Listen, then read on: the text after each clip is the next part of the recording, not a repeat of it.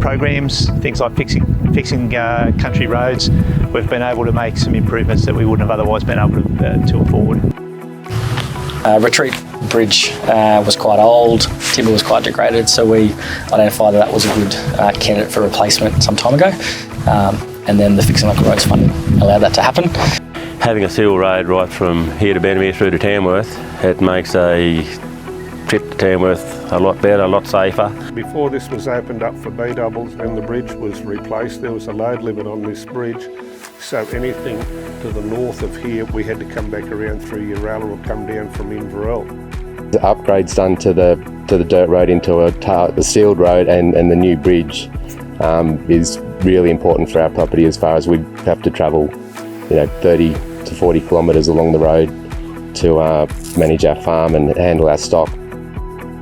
We were able to engage some local contractors. That's created jobs, it's supported the local economy, and it's put work into places that the local residents were really screaming for.